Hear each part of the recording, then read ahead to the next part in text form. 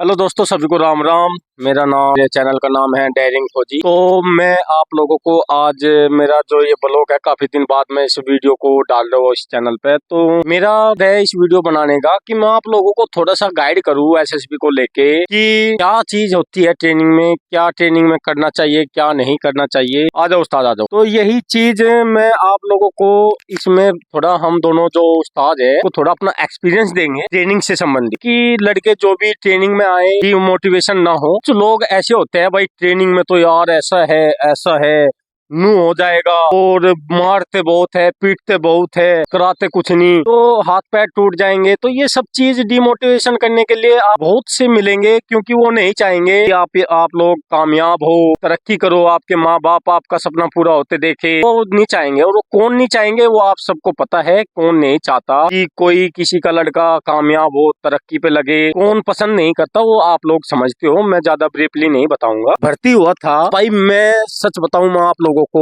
तो मैं 2012 में भर्ती हुआ। और 2012 में भर्ती होने के बाद मैंने इससे पहले जो कि मैंने 4 साल धक्के खाए। मतलब 4 साल मेरी लाइफ कैसे रहे कि मैं देखने के बाद रिजेक्ट हो जाता, फिर रोता धोता, कभी कभी मरने का भी मन करता कि यार वैसे तो नौकरी नहीं लग रही। घर के जो फ्रस्ट्रेशन में ना लड़का ना पागल हो जाता है।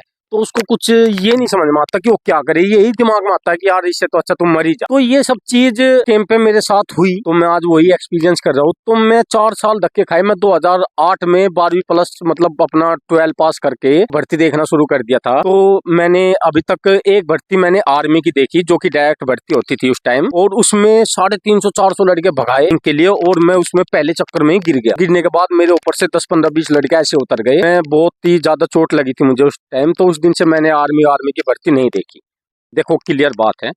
ऐसी बात नहीं कि मैं रनिंग अच्छी नहीं, रनिंग भी अच्छी करता था, फिजिकल भी फिट था, फिजिकल अच्छा था, रनिंग अच्छी थी, तभी यहाँ पे बैठा हुआ आप लोगों के सामने। तो ये सब चीज देखो, वीडियो थोड़ी लंबी होने वाली है, हो सकता है आप लोग बोर भी हो, पर लेकिन मैं काम की चीज बताऊंगा। और ये काम की बातें ना आप लोगों के, जो मेरा एक्सपीरियंस है, बहुत ही काम आने वाला है आपके। आप स्किप भी कर सकते हो, सुन भी सकते हो। भाई जो फौजी लवर होगा, जिसको कामयाब होना है वो सुनेगा, और जो अदरवाइज के लिए फालतू की बातें है वो स्किप करके जा सकता है। तो मैं अपने इसी स्वभाव में वीडियो डालता रहूंगा। ऐसे ही जैसे मैं आपके सामने बैठा हूँ, ऐसे ही मैं भी आपके सामने वीडियो लाता रहूंगा। आप मेरे से कुछ भी पूछ सकते हो, कमेंट कर सकते हो, सर उसके बारे में बताओ, उसके बारे में बताओ। तो मैं आपको कोशिश करूंगा ज्यादा से ज्यादा जानकारी देने की। तो मेरा जो अनुभव था, जो मैं 12, ये भी उस्ताद है जो मेरे साथ खड़े हैं, ये भी 12 के हैं। इन्होंने अलग ट्रेनिंग सेंटर में ट्रेनिंग करी और मैंने अलग में। तो इनके ट्रेनिंग सेंटर में इनके साथ क्या हुआ और मेरे ट्रेनिंग सेंटर में मेरे साथ क्या क्या हुआ, वो दोनों आज हम इस वीडियो में बताएंगे। भले ही वीडियो लंबी हो जाए, लेकिन आपके काम आने वाली वीडियो है। तो मैंने 4 साल धक्के खाने के बाद मतलब बहुत ही परेशान हो गया था 3 साल तो, कि मतलब यार मर जाए। कभी कभी गया भी मैं, पर फिर उसके बाद मेरे लड़ झगड़ के मैं घर से गया। घर जाने के बाद मैं घर से निकल गया, मरने के लिए गया। पर लेकिन माँ बाप होते हैं, क्योंकि जो भाई माँ बाप इतने प्यार से, लाड प्यार से पालते हैं, इतनी मेहनत से अपने बच्चे को जवान करते हैं, तो वो ऐसे अपने बच्चे को मरने नहीं देंगे, चाहे कितने भी कठोर माँ बाप क्यों ना हो। हालांकि माँ कठोर नहीं होती, बाप कठोर होता है। कितने भी कठोर क्यों ना हो बाप, पर लेकिन वो अपने बच्चों को कुछ भी होने नहीं देगा। तो मैं जैसे गया, 1-2 किलोमीटर पहुंचा, तो मेरा बाप मेरे पीछे पीछे बाइक लेके आ गया और मुझे मारते पीटते फिर घर ले आया। तो घर लाने के बाद फिर सोचता मैं कि यार चल फिर और थोड़ी मेहनत कर ले। तो ये सब चीज़ मेहनत करते करते, तो मैंने लास्ट में आके, जब 4 साल धक्के खाए, तो मैंने लास्ट में आके, तो फिर उसके बाद मैंने दिल्ली पुलिस का और यूपी पुलिस का और इसका एसएससी का एक साथ एग्जाम दिया। तो मैंने सोचता था हमेशा कि हाँ चलो, ये चांस है कि इन तीनों में से किसी में ना नंबर आ जाएगा मेरा। तो भाई दिल्ली पुलिस की मेरिट लिस्ट निकली, उसमें 1.5 नंबर से रह गया।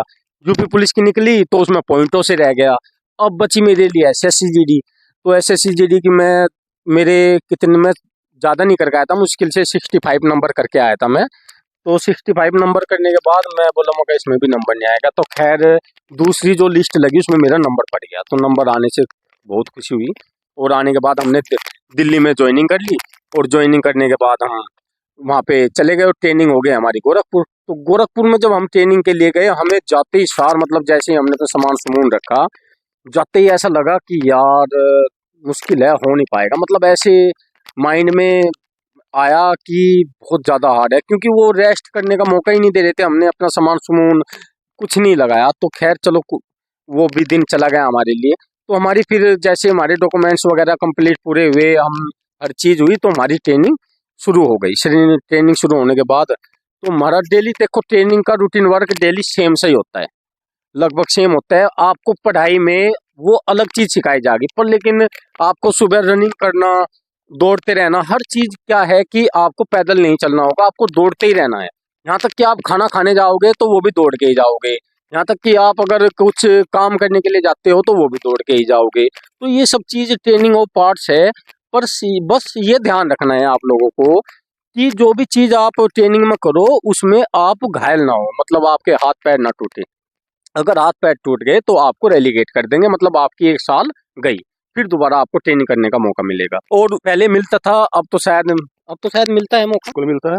एक बार ना। हाँ बिल्कुल मिलता पहले 2 बार मौके मिल जाते थे, अगर दूसरी बार भी नहीं ट्रेनिंग कर पाया तो मिल जाते थे मौके। पर लेकिन अब क्या है कि अगर आप एक बार ट्रेनिंग नहीं कर पाए तो एक ही बार मौका मिलेगा। तो इसलिए पहली बार के में जब ट्रेनिंग करने के लिए आई गए यार, तो पहली बार के में ही करना है, अपने हाथ पैर को बचाते हुए, क्योंकि कुछ ऑब्स्टिकल ऐसे होते हैं कि उसमें इंजर्ड होने का बहुत ही ज्यादा चांस होता है, और वो हमारी लापरवाही की वजह से होता है। क्योंकि जो इंस्ट्रक्टर लोग होते हैं वो बाकायदा बताते हैं कि आराम से करो, ये ऐसे करना है, इस तरीके से करना है, पर लेकिन हम तो ऐसी बुद्धि होती है हमारी, फौजी आदमी ऐसी होते हैं, उसको उल्टा करते हैं। तो वो उल्टा ना करके सीधा ही करो, लगे अच्छे से कर पाओगे। तो भाई 9 महीने की ट्रेनिंग थी, बड़ी कष्ट मेहनत, और ट्रेनिंग करने के बाद 9 महीने तक बीच बीच में ना वो घर की बहुत याद आती थी, रोते भी थे और मारपीट भी करते थे इंस्ट्रक्टर लोग।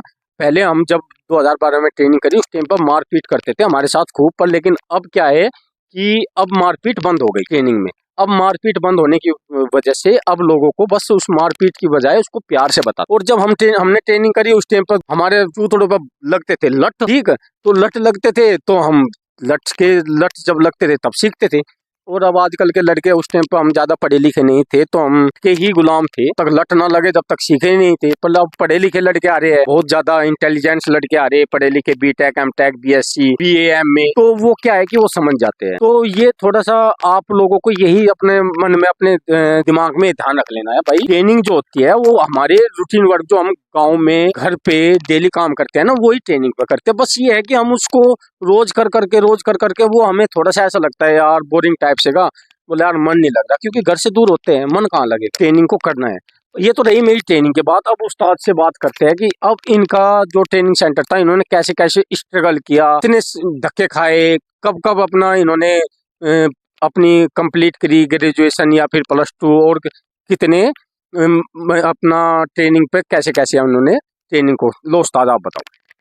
हेलो दोस्तों, सभी को राम राम भाई। वैसे तो मेरी फैमिली बैकग्राउंड बहुत ही मतलब पुअर थी, लेकिन ईश्वर की ऐसी कृपा रही कि मैं पढ़ाई में बहुत ठीक ठाक, 10th first division, 12th first division, graduation first division के बाद पढ़ाई के क्षेत्र में या नौकरी के क्षेत्र में मुझे कोई ज्यादा मेहनत नहीं करनी पड़ी, क्योंकि ईश्वर की ऐसी कृपा दृष्टि बनी हुई थी। दिमाग इतना अच्छा दिया था, किसी भी चीज को आज भी ऐसा बना हुआ है, किसी भी चीज को एक बार पढ़ लूं, समझ लो उसमें से कम मेरा 70% मेरे याद हो जाए। और इसी का मुझे नतीजा ये मिला कि जब मैंने 2010 में ग्रेजुएशन की, 5 में 10th, 7 में 12th की, 10 में ग्रेजुएशन की, तो दिल्ली के एक कंप्यूटर सेंटर है हौज खास में, शायद ब्राइट फ्यूचर करके था कुछ, वहां से मैंने टेली ERP किया। तो वहीं उसी सेंटर में फर्स्ट टाइम आया था 2010 में, वहीं से ही हमारी जॉब फिक्स हो गई।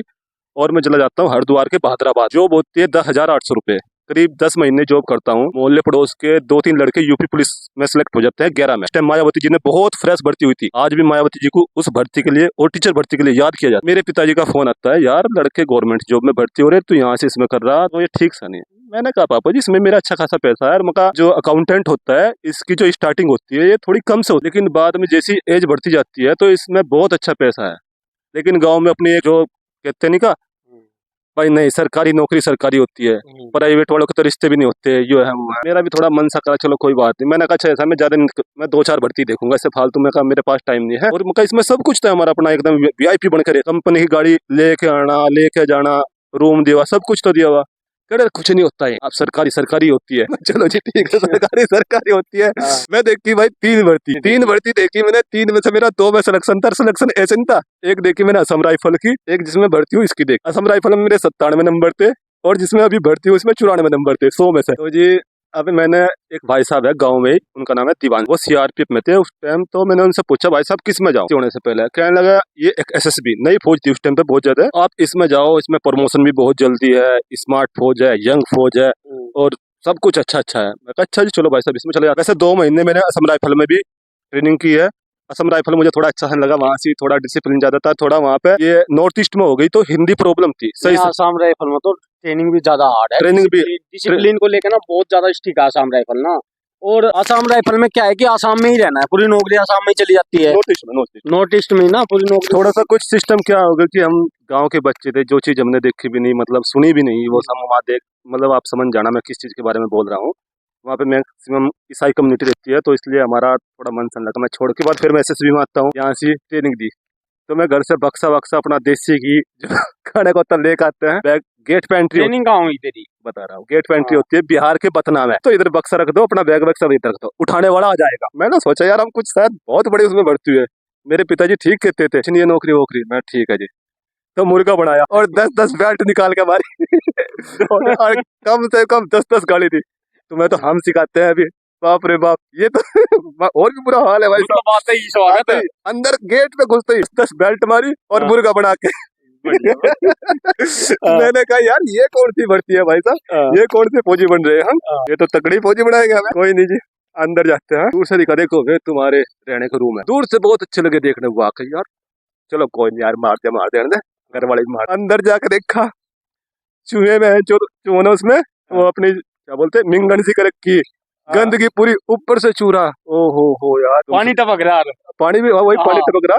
तुम इसकी सफाई करोगे ठीक है जी, फिर अगले दिन इसको रिपेयरिंग करने वाले आ गए, ठीक है जी चलो कोई बात नहीं। हमारे 2 वीक तक मतलब 2 सप्ताह तक ऐसे ही वर्किंग ग्राउंड सफाई ग्राउंड बनाना गया तो चलता रहा। फिर उसके बाद ट्रेनिंग शुरू होती है, ट्रेनिंग शुरू होने के बाद में सब कुछ, लेकिन मार जो होती है हमको गाय भैंस बकरी की तरह मार, एक साथ बम्बू के लंबे लंबे डंडे करीब 15-15 फीट है और बहुत हल्के डंडे होते हैं, एक साथ मुर्गे बना के वो 20-20 के लगता है एक डंडा एक साथ लाइन में लगा कर 20-20 के, ताकि हमारे जो उस्ताद लोग होते थे उनको थोड़ी मेहनत कम करनी पड़े, लेकिन मजा लगेगा सबके। लेकिन बाद में मेरे तो लगा ही नहीं है मेरे तो लगा ही नहीं, उसके लगा, हालांकि कपड़े उतरवा के देखकर सब पिटते थे A to Z, लेकिन बाद में वही डायलॉग मेरे तो लगा ही बात ये है कि ट्रेनिंग में पनिशमेंट मिलता बहुत ज्यादा था, पिटते भी थे, रोते भी थे हम, ठीक है, एक साथ बैठकर रोते थे। पर लेकिन क्या है कि ये होता है ना कि यार 15-20 बंदों में ना एक बंदा ऐसा होता है कि वो थोड़ा सा कॉमेडियन निकल जाता है, तो उस कॉमेडियन लड़के की वजह से ना, तो वो मतलब बीच में अगर वो मिल ही जाता है, हर ग्रुप में एक आता है ऐसा मिल ही जाता है जो ज्यादा ही कॉमेडियन सा टाइप का होता है, तो वो हंसा देता था और फिर रोते रोते हंसने लग जाते थे। मतलब यार एक्चुअली क्या है ना, देखो हर तरीके के लोग आते हैं, हिंदू मुस्लिम सिख ईसाई हर जाति के लोग आते हैं ट्रेनिंग में, और हम जब ट्रेनिंग करते हैं ना तो ये जात विवाद हम भूल जाते हैं, कौन कैसा है, कैसे कौन SC ST है क्या है, ये सब भूल जाते हैं हम जब एक साथ बैठ के रोते हैं, तो रो रो के पूरा हाल कमरे में, और फिर रोते रोते फिर एकदम हंसने लग जाते हैं। तो संडे में शायद एक बार फोन मिलता था ना बात करने के लिए, संडे में मिलता था, संडे में फोन भी मिलता था, बाहर जाने को भी मिलता था। और बाहर जाने को कैसा होगा, उसमें फिक्स टाइम होगा, जो हमारा बड़ा साहब होगा उसकी तरफ से हमें मिलेगा 2 घंटे, फिर उसके नीचे जो साहब होगा उसकी तरफ से मिलेगा 1.5 घंटा, और जो लेके जाएंगे उनकी तरफ से मिलेगा 40 मिनट। 10 मिनट गाड़ी में बैठने की, 10 उतर देगी, 40 मिनट में भाई तुम क्या कर लोगे क्या नहीं कर लोगे तुम्हारे मैक्सिमम। तो उस टाइम पे जो हमारा टाइम था, हम पैसा मतलब घर भेजते थे, सैलरी हाथ में मिलती थी नगद उस टाइम पे, तो पैसा करीब 6 महीने तक हमको सैलरी हाथ में मिली है, तो पैसा हमें घर पे भेजना होता था। तो सब कुछ सिस्टम सरकार ने बढ़िया कर दिया है। नहीं वो तो ठीक है, चलो सैलरी वैलरी का तो छोड़ो, मिल सबको पता है। अब हम उस टाइम पर हमारे उस टाइम पर तो सैलरी जब हम 2012 में थे 13,000 रुपये मिलती थी, 13,200, और उसमें से हम ना 10,000 रुपये अपना 10,000 के करीब घर पे बेचते थे, 3,000 अपने लिए रखते थे, और उस 3,000 में भी हम चाह बुचो ही लेते थे, क्योंकि खर्चा बच्चे ही रहते थे, खर्चा वर्चा कम करते थे भाई। अब तो सैलरी उस टाइम पर हम 13,000 से स्टार्टिंग की थी, अब तो अगर जो कोई लड़का नया भर्ती होगा उसको सीधा 40,000 रुपये मिलेंगे, 40 से 45,000, 42,000। अभी जो नया लड़का भर्ती होगा ना, जब तक उसकी मतलब कटिंग शुरू नहीं होगी, जैसे कि मान लीजिए इसका ये NPS में कटना नहीं शुरू होगा, 42,347 रुपये उसके अकाउंट में आएंगे जो नया लड़का भर्ती होगा। एक चीज मैं अभी आपको भर्ती होने के लिए बता देता हूँ मेन। अभी गांव में सिस्टम क्या होता है कि एक होती है भाई साधना। साधना का मतलब होता है किसी चीज में अंदर घुस जाना। मान लीजिए आपका बच्चा पढ़ते पढ़ते सुबह का नाश्ता भी भूल जाए, दोपहर का खाना भी भूल जाए, और शाम के टाइम या किसी भी टाइम उसको खा ले, यानी कि अपनी साधना में लीन है, तो बच्चा भर्ती होगा, चाहे वो उसकी रनिंग की साधना हो, पढ़ने की साधना हो, या फिर उसकी किसी भी एक्टिविटीज की साधना हो, तो वो बच्चा सक्सेस होगा। और किसी ने उसकी अगर साधना तोड़ दी, माँ भाई बहन, तो उसके घर वालों को उसका पनिशमेंट भी झेलना पड़ेगा, और वो बच्चा मेरे अंदाजे शायद ना भर्ती हो। तो एक होती है साधना, आप इसमें मतलब खो जाना है, कोई पागल कहे कोई दिक्कत नहीं, कोई बेवकूफ कहे कोई दिक्कत नहीं, जो मतलब आपसे चिढ़ने वाले आदमी होंगे गाँव के पड़ोस के, ठीक है ना, वो आपको छेड़ के जाएंगे, उल्टे सीधे शब्द बोलते हैं, हाँ भाई पढ़ाकू, हाँ भाई पढ़ाकू, हाँ भाई मास्टर बन जाएगा तो, कलेक्टर बन जाएगा तो। कोई बात नहीं, सबको मतलब पीछे छोड़ते हुए आप अपने काम पे केंद्रित करना। और दूसरा, आप रनिंग की बता देता हूँ। रनिंग में जब मैंने इसमें तैयारी करनी शुरू करी, बारिश आए तूफान आए कुछ भी, बारिश आ रही, पक्के रोड पे जाओ दौड़ने। अगर किसी भी प्रकार का आपको दिख ग्राउंड में एक मतलब घुटने तक का पानी हो गया, कोई टेंशन नहीं, रोड पे जाओ दौड़ने, अपनी प्रैक्टिस नहीं छोड़नी है। स्टडी के लिए आजकल तो लाइट हो गई, हमारे टाइम में तो लाइट भी नहीं थी, हम तो डिबिया पे पढ़ते थे। डिबिया समझते होंगे ना गाँव में, वो पौवा आता था कंच का, उसमें बत्ती डालकर मिट्टी, डिबिया, लालटेन। लाल डिबिया यार, डिबिया लालटेन भी तो थी। लालटेन, हाँ। हाँ, जो मिट्टी का तेल डालते थे उसमें, मिट्टी का तेल डाल के जो उसका पैसे शीशा विस्सा साफ करते थे रोज। जो पैसे वाले घर होते थे उनमें लालटेन भी होती थी, जो बत्ती खत्म हो जाती, फिर उसे मुंह कर करके खींचना पड़ता। सब कुछ ये थी। लेकिन ऐसा आज आपके पास में, लेकिन ऐसा ही है यार, आप लोगों के लिए कंपटीशन भी टफ हो चुका है, हमें पता है, हमारे लिए कंपटीशन भी इतना वो नहीं था, हार्ड नहीं था। और सब कुछ जो ना ऑफलाइन था, पेपर हाथ से बनते थे, हाथ से हम लिख के आते थे। आजकल तो सब कुछ ऑनलाइन हो गया, मोबाइल के माध्यम से हम भी पहुंचा रहे हैं। बहुत टफ हो गया, कंपटीशन बहुत ज्यादा हो लेकिन ऐसा ही था कि हमें कोई जानकारी नहीं थी, कोई भाई साहब कोई बड़े हो गए गांव में फौज में है, तो हम उनके पास जाते, वे हमें बिल्कुल ऐसे थे हमारे लिए, जिस तरह कोई आज का विधायक होगा, आज हम जा रहे भाई साहब वो बताते थे, उनके माध्यम से हम पूछ लेते थे। और आपका माध्यम होगा, हमारे जैसे पता नहीं कितने 100 200 500 यूट्यूबर होंगे, वे आपको बताएंगे। तो जाहिर सी बात है, अच्छे से मेहनत करनी, ईमानदारी से, कोई ऐबदारी नहीं रखनी। आजकल वैसे मैं ग्राउंड में देखता हूँ, जहाँ जिस ग्राउंड में मैं जाता था, जहाँ से भर्ती हुए हैं हम लोग, तो उस टाइम पे मैक्सिमम लड़के हों या लड़की हों, दौड़ने वाली लड़के लड़की आते थे, या क्रिकेट खेलने वाले, फुटबॉल। आजकल मैं देखता हूँ उनमें से 60% लड़के लड़कियां ग्राउंड में बैठ के मोबाइल चला रहे हैं भाई।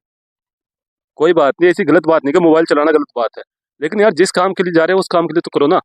अब फिर बोलते हैं कि भाई साहब मैं तो 3 साल हो गए भर्ती हो गए। मैं आपके सामने खुला एग्जाम्पल हूँ, मैं जब सच में कह रहा हूँ, मैंने 3 भर्ती देखी, 3 से मैं चौथी भर्ती नहीं देखी, लेकिन ग्राउंड में गया तो दौड़ने गया, और कोचिंग सेंटर में गया तो सिर्फ पढ़ने गया। उस टाइम मेरे पास मोबाइल भी नहीं था, जब भर्ती हुआ तब मेरे पास में मोबाइल आया था, या फिर जब मैं कंपनी में जॉब करता था तब मेरे पास मोबाइल था, इससे अलावा मेरे पास मोबाइल नहीं था। तो बाकी भाई दोस्तों, बता दिया, आगे कोई जरूरत होगी कमेंट कर देना, जिस चीज़ से संबंधित पूछना होगा मैं बता दूंगा आपको। अगली वीडियो में ना हम आपको बताएंगे कि ट्रेनिंग में कराते क्या क्या है, मतलब कौन कौन से ऑब्स्टिकल कराते हैं और उनको कैसे करना है। बाकी वो सब चीज़ है। अब बने रहे आप मेरे चैनल में। अगर आप चैनल पर नए हैं तो प्लीज़ सब्सक्राइब कर देना। अगर हमारी बातें डिस्कशन अच्छी लगी तो आपका धन्यवाद, आपका शुक्रिया कि आपने हमारी मतलब वीडियो देखी। आपका बहुत बहुत शुक्रिया। मिलते हैं अगली वीडियो में, हम आपको बताएंगे कि भाई ट्रेनिंग में क्या क्या होता है, मतलब रूटीन वाइज चैनल, मतलब आज क्या होगा, हर हफ्ते वाइज क्या क्या होता है, ये सब चीज़ हम आपको बताएंगे। ठीक है, थैंक यू दोस्तों, सभी को धन्यवाद इतने वीडियो देखने के लिए, और सभी को राम राम जी।